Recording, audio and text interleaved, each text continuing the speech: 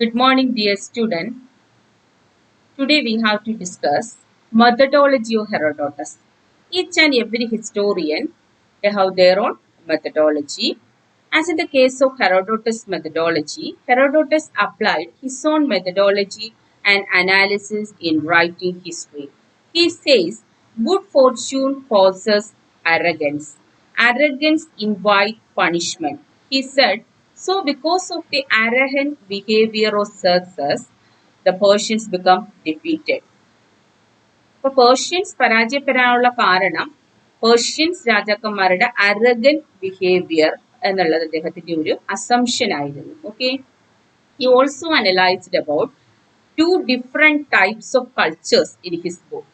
When he explained the histories as a part of methodology, he explained two type of cultures. രണ്ട് തരത്തിലുള്ള സംസ്കാരത്തെ കുറിച്ച് അദ്ദേഹം പറയുന്നുണ്ട്. അതിൽ ഫസ്റ്റ് എന്ന് പറയുന്നത് hard culture and other become soft culture. Hard culture and soft culture, പരുക്കനായ സംസ്കാരവും മൃദുവായ സംസ്കാരവും. Okay, the hard culture is a primitive culture and no central government and no proper administration. Hard culture ആകുമ്പോഴത്തേക്കും അത് primitive ആണ്, അപരിഷ്കൃതമായ ഒരു സംസ്കാരമാണ്. അവിടെ ഒരു കേന്ദ്രീകൃത ഭരണ സംവിധാനമില്ല, ഒരു അഡ്മിനിസ്ട്രേഷനും നമുക്ക് പൂർണ്ണമായിട്ടും ഇല്ലെന്ന് പറയാം. Okay, as in the case of soft culture, society have strong central government. Soft കൾച്ചറിലേക്ക് വരുമ്പോൾ സമൂഹത്തിൽ ഒരു സ്ട്രോങ് സെൻട്രൽ ഗവൺമെന്റ് ഉണ്ടായിരിക്കും, ശക്തമായൊരു കേന്ദ്രീകൃത ഭരണം ഉണ്ടായിരിക്കും. പക്ഷെ ഒരു പ്രത്യേകതയുണ്ട്, the rulers become autocrat. Okay, by the autocratic rulers, good administration and high living standard. They have good administration and high living standard. That's the peculiarity of the soft culture. Okay, he compared the hard culture and the soft culture.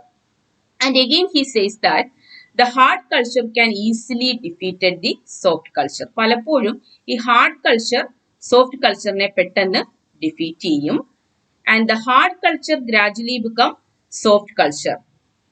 And hard culture കാലക്രമത്തിൽ soft culture ആയിട്ട് മാറുകയും ചെയ്യും. Here we compare the Persian culture and Greek culture. Persian culture that become a very hard culture.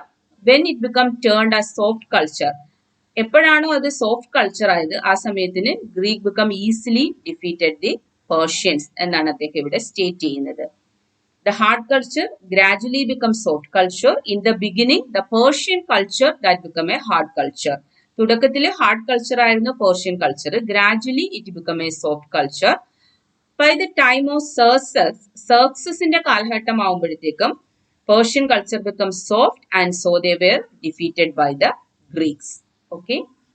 Again in the book Histories, Herodotus only depend on one of his predecessor that become Hecacius of Milesius. ഇദ്ദേഹത്തിന്റെ work എഴുതുന്ന സമയത്ത്, histories എഴുതുന്ന സമയത്ത് അദ്ദേഹത്തിന്റെ ഒരു മുൻഗാമിയെ മാത്രമേ അദ്ദേഹം പരിഗണിച്ചിരുന്നുള്ളൂ. അതെന്ന് പറയുന്നത് ഹെക്കാഷ്യസ് ഓഫ് മെലീഷ്യസ് ആണ്.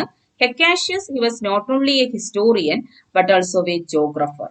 അദ്ദേഹം ഒരു ചരിത്രകാരൻ എന്നതിലുപരി ഒരു ജോഗ്രഫർ ആയിരുന്നു. His famous work become the periods. അദ്ദേഹത്തിന്റെ പ്രശസ്തമായ വർക്ക് പീരീഡ്സ് ആണ്. ആ വർക്കാണ് അദ്ദേഹം ഫോളോ ചെയ്യുന്നത്. Herodotus did not follow the content of the book. ഈ ബുക്കിന്റെ ആശയങ്ങളല്ല അദ്ദേഹം മനസ്സിലാക്കിയത്. Did not follow the content of the book entirely, but he borrowed some information about Egypt. ഈജിപ്തിനെ കുറിച്ചുള്ള വിവരങ്ങളാണ് അദ്ദേഹം ഇതിനകത്ത് നിന്ന് മനസ്സിലാക്കിയത്. He followed information about Egypt. Again Herodotus himself he become a very good geographical sense. നല്ല ഭൂമിശാസ്ത്ര അവബോധമുള്ള ഒരു വ്യക്തിയായിരുന്നു ഇദ്ദേഹം. And he was a cartographer also. He was also a cartographer. Again Herodotus mainly used oral account for the compilation of the work. ഈ work എഴുതുന്ന സമയത്ത് ഇദ്ദേഹം കൂടുതലും, നമുക്കെല്ലാം അറിയാം, ചരിത്രം എഴുതുമ്പോൾ without source there will be no accurate history. Only use of source we can write history. So Herodotus used mainly oral account of the compilation of the book. വാമൊഴികളായിരുന്നു ഇദ്ദേഹം കൂടുതലായിട്ടും ഉപയോഗിച്ചിരുന്നത്. അപ്പോൾ for the purpose he used dialogues. ഡയലോഗ്സുകളായിരുന്നു. ഓരോരുത്തരോട് സംസാരിക്കും അവർ പറയുന്ന ഡയലോഗ്സുകളായിരുന്നു ഇദ്ദേഹം ബുക്കിൽ കൂടുതലും എഴുതിയിരുന്നത്. He mainly used 2 types of dialogues. 2 തരത്തിലുള്ള ഡയലോഗ്സ് ആണ് അദ്ദേഹം ഉപയോഗിച്ചിരുന്നത്. They were oratio recta and oratio oblique. Okay, oratio recta and oratio oblique. Oratio oblique is a dialogue which were presented by Herodotus in his own way, which had a collection from number of people. അതായത് ഒരുപാട് പേരോട് സംസാരിച്ച് അവർ പറയുന്ന കാര്യങ്ങൾ അദ്ദേഹത്തിന്റെ ആശയത്തിൽ എഴുതുന്ന ഡയലോഗ്സിനാണ് ഏത് പേരിൽ അറിയപ്പെടുന്നത്? ഒറേഷ്യോ ഒബ്ലീക്ക് എന്നുള്ള പേരിൽ അറിയപ്പെടുന്നത്. Is a dialogue which were presented by Herodotus in his own way. അദ്ദേഹത്തിന്റെ തലത്തിൽ അതിനെ എഴുതുന്നു. Which had collection from A number of people.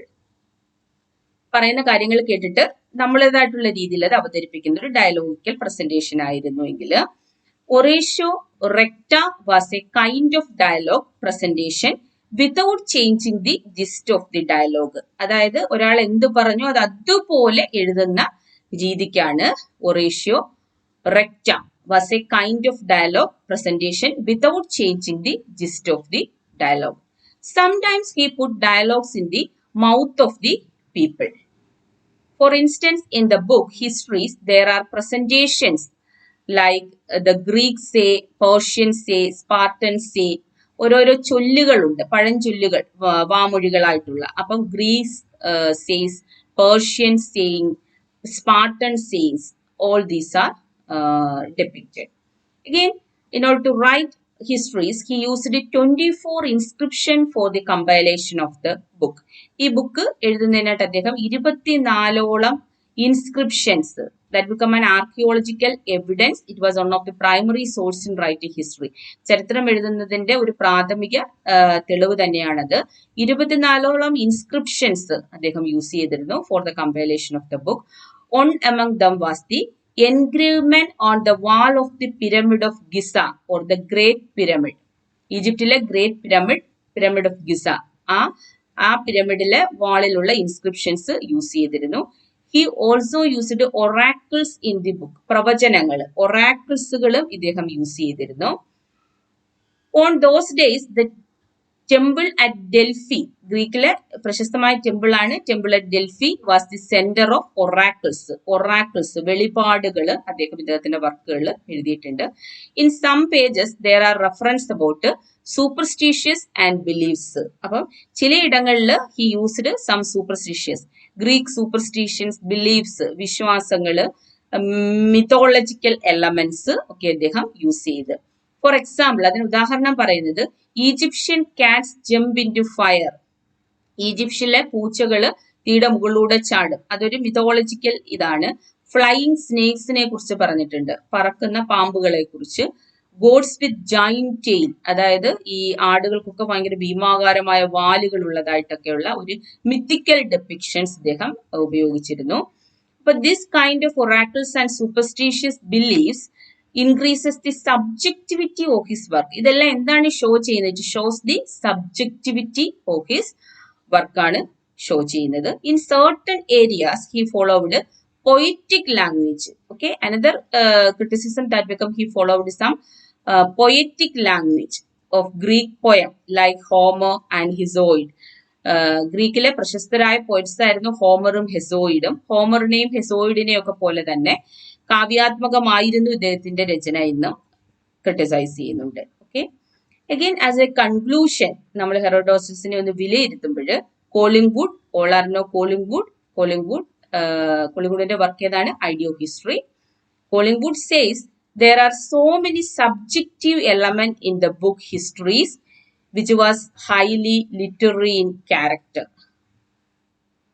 കോളിംഗ്വുഡിന്റെ അഭിപ്രായത്തിൽ കോളിംഗ്വുഡ് പറയുന്നത് there are so many subjective elements in this book. Okay, വ്യക്തിനിഷ്ഠ പരമായിട്ടുള്ളൊരു രചന, literary ആസ്പെക്ട്സിനായിരുന്നു, സാഹിത്യത്തിന് കുറച്ചുകൂടെ ഊന്നൽ നൽകുന്ന ഒരു രചന എന്നാണ് പറയുന്നത്. Thucydides was the contemporary of Herodotus. അപ്പൊ Thucydides actually another famous Greek historian. He was known as the father of scientific history എന്നാണ് അറിയപ്പെടുന്നത്. ഇവർ രണ്ടുപേരും Herodotus and Thucydides they become contemporarians ആണ്, സമകാലികരായിരുന്നു എന്നാണ് അറിയപ്പെടുന്നത്. But he never mention the name of Herodotus in his book Peloponnesian war. അപ്പൊ തൂസിഡൈഡ്സിന്റെ അതിപ്രശസ്തമായ വർക്കാണ് Peloponnesian war. But he never Thucydides never mentioned the name of Herodotus in his work, The History of the Peloponnesian War, but mentioned somewhere trying to entertain people with history. He says that someone they use history to entertain. ചിലര് entertain ചെയ്യാൻ വേണ്ടി രസാത്മകമായിട്ട് history ഉപയോഗിക്കുന്നു എന്ന് അദ്ദേഹം mention ചെയ്ത് പോയിട്ടുണ്ട്. Okay, you all are know, but nobody deny lasting contribution made by Herodotus in history. നമുക്കൊരിക്കലും അദ്ദേഹത്തിന്റെ അമൂല്യമായ സംഭാവനകൾ ചരിത്രത്തിന് ആ BC-യിൽ 6th century BC-യിൽ അദ്ദേഹം ചരിത്രത്തിന് സംഭാവന ചെയ്ത മൂല്യങ്ങൾ നമുക്കൊരിക്കലും ഡിനൈ ചെയ്യാൻ പറ്റുന്ന ഒന്നേ ആയിരുന്നില്ല. Okay, thank you.